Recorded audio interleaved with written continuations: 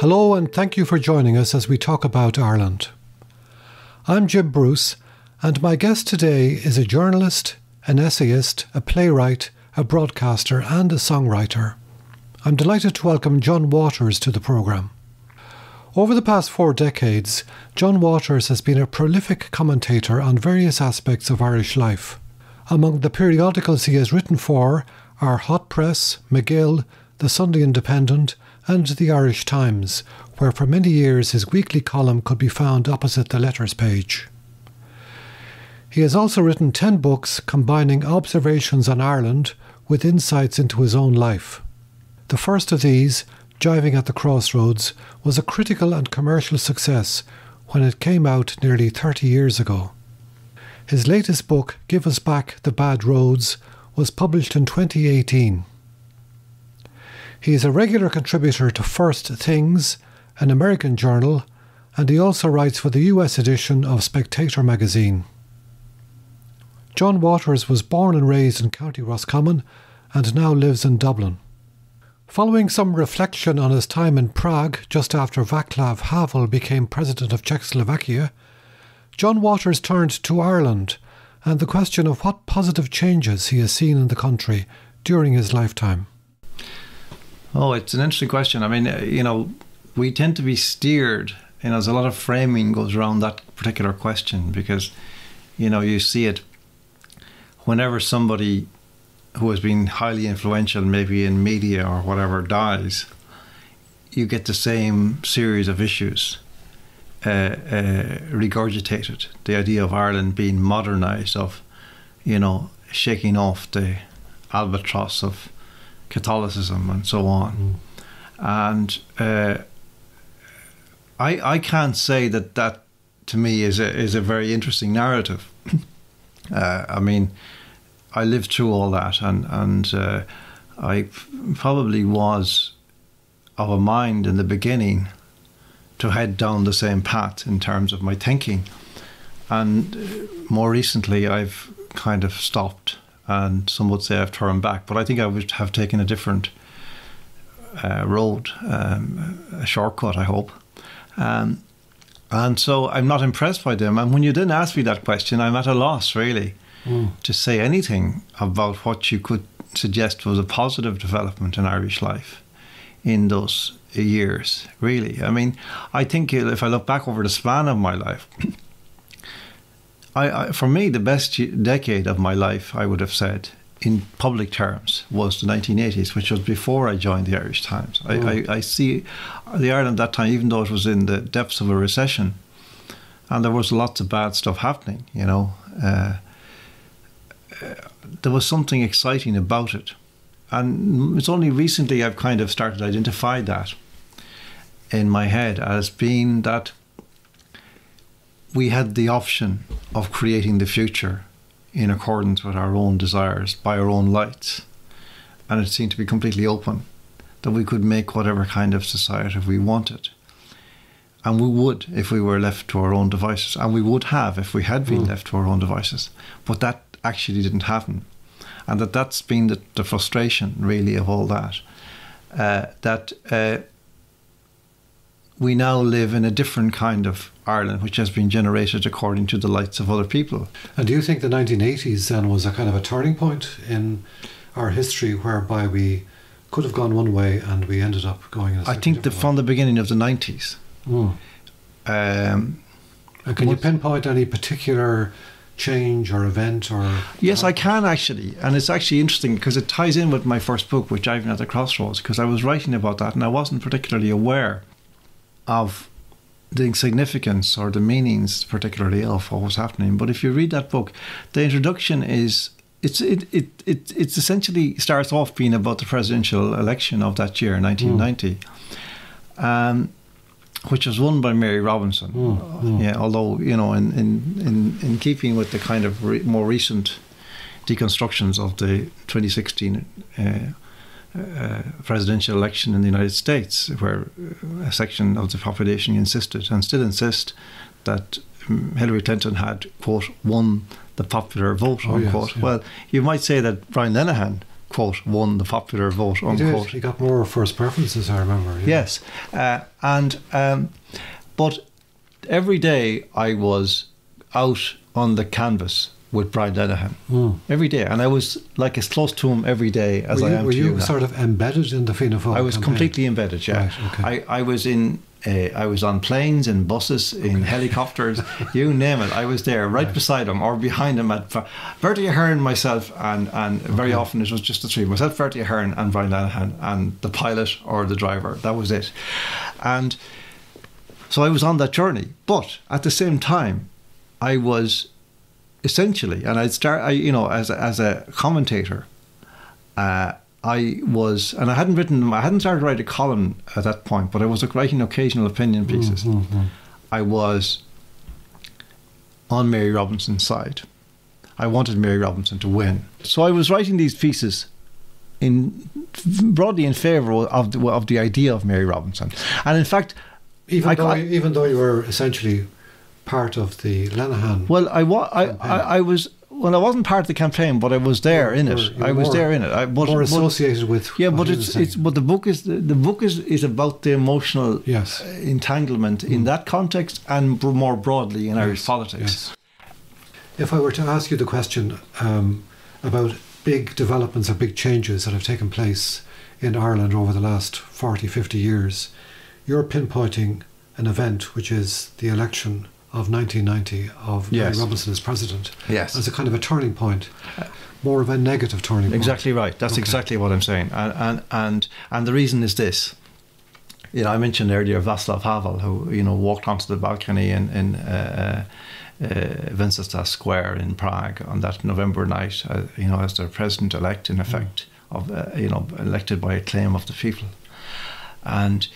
I had been a huge fan of his, for quite some time, and he was a brilliant man, and his essays are just extraordinary. But one of them is he wrote about totalitarianism, and he talked because this is a word that we use or hear a lot, but very rarely do we see it described. I mean, the idea of it, totalitarian is almost like a radiation that permeates everything in a society, and that's one dimension of it. But the way he describes totalitarianism is quite different, because he talks about it as the nihilization of history. That it's actually that when a regime takes control of the future, commandeers the future, and then treats it in effect like as if they're furnishing a room according to their tastes, and that they present it to the people as a fait accompli, that there is only one way this can go, and this is the way we say history shall be, because history is ordained ideologically to be this, and therefore that you remove from history the possibilities of human spontaneity, creativity, desire, accident, happenstance. All of these things are thrown away, and you have only the ideology and the regime. And that's, in my view, that's what's happened in Ireland, starting from that moment in 1990. Ironically, can we stay with the moment, because if it's such an important moment in Irish history, but I think we should really dwell on it a little bit more, because Mary Robinson as president in the Constitution would have very little practical power to do anything to further any agenda. Yes. So if she were to have any influence at all, it wouldn't be based on pure legal constitutional power. It would be based more on softer issues. So looking back now from our vantage point of 30 years later, can you put flesh on this turning point and say, well, as a result of that decision to elect Mary Robinson as president, Ireland went through the following stages of further change? Well, as I say, it's linked very much into the whole question of economics and the model of economy that emerged from the 1970s onwards, the foreign direct investment policy, the low corporation tax inducement. What that did to the country, in effect, was to create a kind of Cayman Islands of the industrial world, where transnational corporations were attracted here to a place they wouldn't normally go. On the basis that they could essentially dodge tax as much as they wanted. And I mean, remember, the 12.5% was a bit of a fig leaf. In practice, we have found that these corporations pay negligible tax.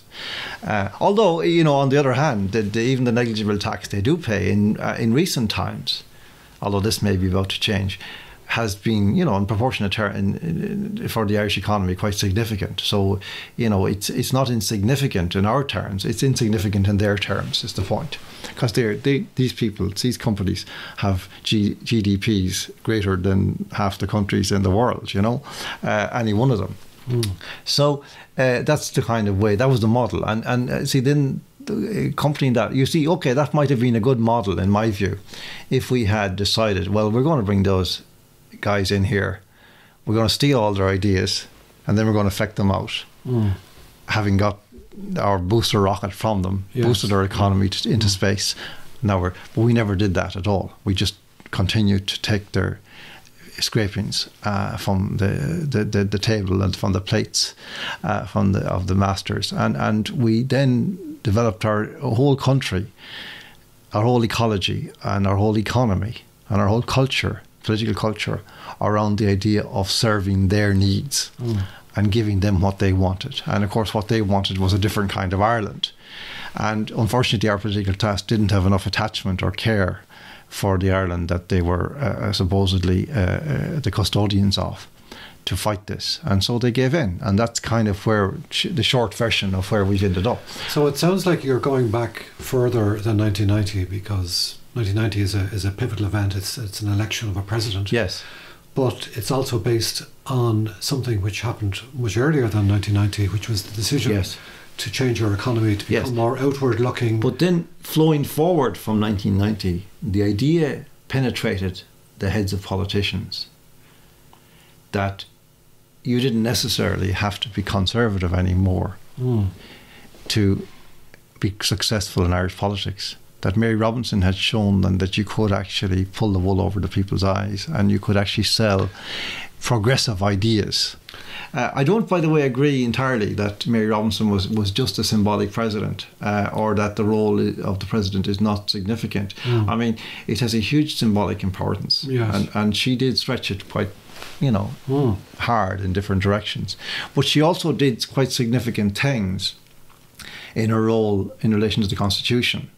To give one example, there was a famous case in 1995 in which was set the scene for the referendum of 2018, and we weren't aware of this at the time, but it was a Supreme Court hearing in relation to a piece of legislation which had arisen from a referendum in 1992 about the right to information about abortion. Oh, yes.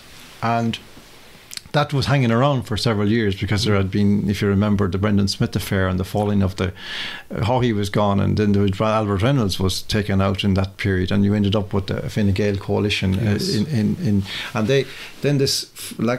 this legislation was finally enacted, and what happened then was that Mary Robinson, of her own bat, referred it to the Supreme Court, which is an extraordinary thing to do, because the legislation, there was no basis on which to believe that the legislation was in any way doubtful or controversial potentially, or problematic in any of the normal ways. I mean, it's kind of usually the other way, that the president will block something because they think it's actually dangerous or troublesome or problematic. Clearly, she was blocking it in order to insulate it for all future time against threat, against challenge.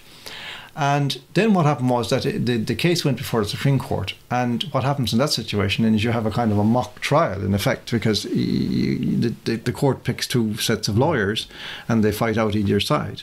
And Peter Kelly was leading off in effect for the unborn child. Now, if you think about it, Jim, we'd had a referendum on the question of information abortion, and people had voted yes to that. So there could really be no further quibble with that, I don't believe.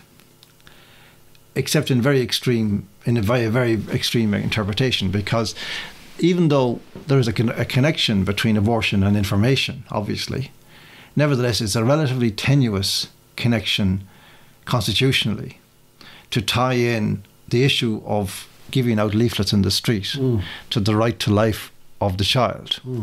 It's a bit of a leap, but that's what happened. That what actually happened was that in the course of upholding the right to give out the leaflets in the street, in other words, upholding the legislation as enacted, as put forward by the government, it utilised the strongest card in the deck, which was Article 40.3.3, and said that nothing in the Constitution, no natural principle, no natural law, could trump the will of the people, which is the first time that had ever been said. And it was said in relation to an issue that had such a very low baseline that it was quite extraordinary. This is a judgment. Yes, that the judgment would go ostensibly on this particular issue, but yes, which had much wider ramifications. Yes. And that was the key factor that has prevented or has allowed, let's put that the other way around, it has allowed courts subsequently to wash their hands out of enforcing Article 43.3. Because if you zoom forward into 2018,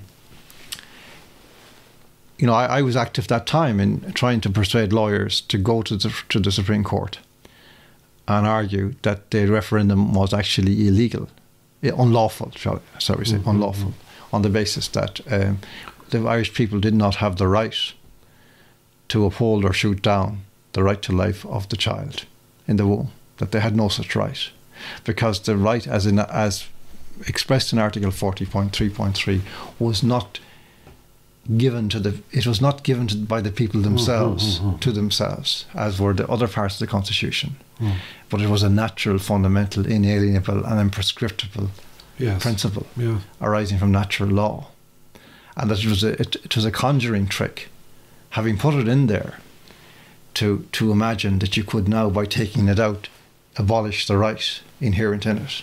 I remember my father making this argument. My father, who drove a mail car in 1983, when I didn't understand any of this stuff, I remember him making this argument outside a church gate to a woman who was canvassing on the pro-life side, and he says the placing of this amendment in the Constitution, he says, will result in abortion coming into Ireland. Really? Yes. And he was right about that.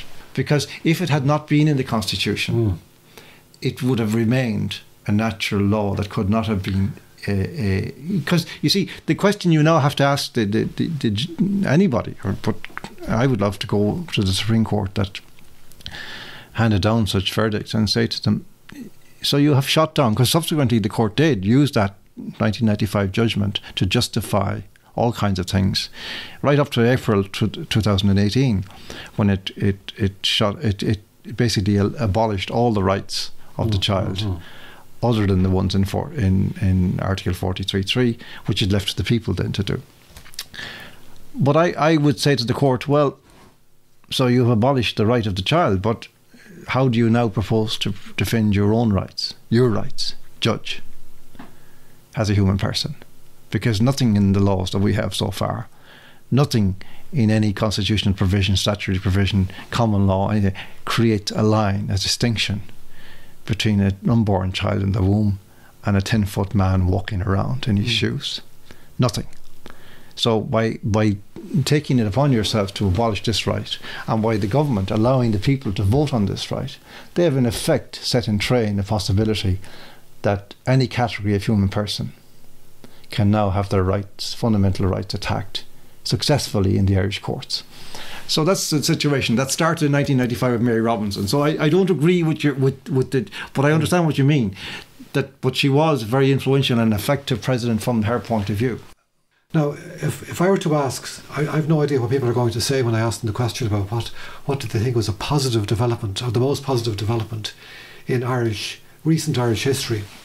But I would guess from observing and reading that some of the things people might suggest are, that very thing, Ken Whittaker, Sean Lemass, changing the direction of the country's economy from an inward-looking Sinn Féin approach under De Valera to this attracting in foreign direct investment, establishing trade links with Britain, and then joining the EU. That would be one thing, and that has brought the country in a totally different direction, made us all more prosperous than we would have been otherwise. And we've had a few bumps in the road, but generally speaking, we're on a trajectory which is, that generally going in the right direction. That is not the way I see it at all. I think the Irish economy is fundamentally doomed, structurally doomed, because it doesn't exist really. There is no Irish economy other than something that basically lives off the dregs of whatever is coming through the system as a result of transnational activity. In the Irish economy, it's always been in doldrums. If you look at the indigenous figures, they're pathetic and always have been. That is not necessarily a given. I mean, Raymond Crotty used to talk about the idea of undevelopment societies, yes. And that was what he was talking about. That because of and Ireland was always an undeveloping society. I mean, we were a colonised country up to 100 years ago.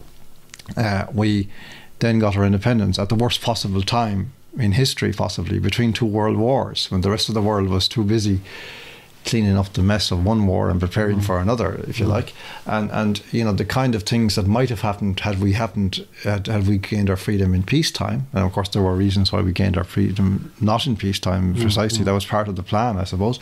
But leaving that aside, we then had we were left swinging in the wind. It's quite extraordinary. We didn't join the United Nations for, I think, something like 35 years after our gaining independence. Like that's unthinkable now, that you'll be left that long outside, not gain any help. So we, it was only when Lemass arrived in the 60s that we started to change. And again, and of course, foreign direct investment, or the beginnings of that, wasn't called that at the time, but that policy of outward-looking industrialisation and so on was a part of that. And I'm not arguing against that at all. But what I am saying is that we then, because of our history of dependence and our inability to self-start and our refusal to deal with the condition, the pathologies of the post-colonial condition, that we have failed. There's nothing, objectively or naturalistically inevitable about Ireland's failure as a country in the world. As Gay Byrne used constantly remind us, we're the size of a small town in England. We're banjaxed. I think a term we used to. Yeah, but he was like, when you say, like, it's a city in England, a small city. I remember somebody said a minor city in England, and we were seeing a guy speaking one night in Notre Dame, and he says, I wasn't aware there was any other kind. Anyway, you see, so we've inculcated ourselves with this idea that we are inevitably going to fail.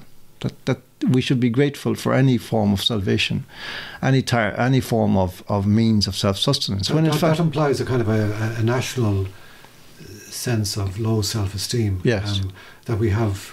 A cap in hand attitude generally. Oh, indeed we have, and which makes us grateful for any benefit we receive whatsoever. There's a fantastic book which I really have been for many years urging Irish people to read, and it's on its face it has nothing to do with Ireland at all. It's called The Wretched of the Earth, written by Frantz Fanon, who was born in the Caribbean in Martinique, and who went to Algeria and was there working as a psychiatrist during the Civil War in the 1950s. And he wrote several books out of that experience. And they're the most extraordinary documents of the post-colonial condition at work in the individual context and in the social context. And when you read that book, Wretched of the Earth, it's, he's describing Ireland. And we have never faced this as a reality. This was something that Raymond Crotty repeated quite a lot, which is that Ireland essentially is unlike any other European country, certainly any Western European country, because it was a colonised country, and the coloniser was our neighbour, and we, instead of aligning ourselves after independence with other similarly colonised countries in the third world, and finding more common cause with those. We wanted to be part of the club of colonizers. I mean, if you read the histories of those countries and you look at the sociology of them and look at the way that they have fared after independence themselves, the same pathologies are visible here. I mean, one of the key ones being the whole idea of concessions, that regimes, politicians, political classes in these countries tend to live essentially from selling off parts of their culture, of their landscape, of their society, of their institutions, of their legal frameworks, their constitutions. I mean, like, for example, to go back to the foreign direct investment, I mean, I remember back in the 90s when I was researching all this for the first time, coming across this extraordinary concept whereby chemical companies who had an interest in coming to Ireland to operate were sold Ireland by the Irish government on the basis of its, what they call its natural endowment factor. And when translated, that amounted to another term, which was absorption capacity. And what they were essentially saying to these companies is, you can come to Ireland and pollute to your heart's content and nobody will notice a thing. And nobody will bother you with all nonsense about ecological legislation or any of that nonsense in environment. Don't worry about that. We don't do that stuff in Ireland. And that's how they came in. And they did. And I mean, they polluted Cork Harbour and all places where the shocking case of the Hanrahan family in Tipperary fighting Mark Sharp and Dome. And Whiddy Island was a huge thing at the time. That's a long time ago now. Yes. And so this is third world. And this is post-colonial. And we don't talk about it. And it's actually sneered at.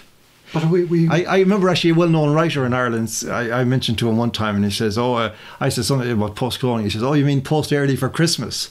You know, like this is his way of dealing with it. And this was a well-known Irish novelist who might well be expected to inform himself about the reality of life in the undertows of his historical context. And he hadn't the faintest idea or interest in it. In fact, on the contrary, he wanted to disparage it immediately. And that's an interesting reflex because that's conditioned into us, you see, because it's all. You see, Fanon says it perfectly. He says the first thing that the colonizer does on arrival in a new territory is to impress upon the consciousness of the native that before the advent of colonialism there was nothing but barbarism. Yes. And once they've done that, you've passed on the baton then to your victim. But that was clearly then what happened to us, and it happened not within our lifetime, but many centuries ago. Hundreds of years, yes. And has been happening, and is still alive. And I started making this kind of case first, I'd say, in the mid-90s, when the time came for the 150th anniversaries of the famine.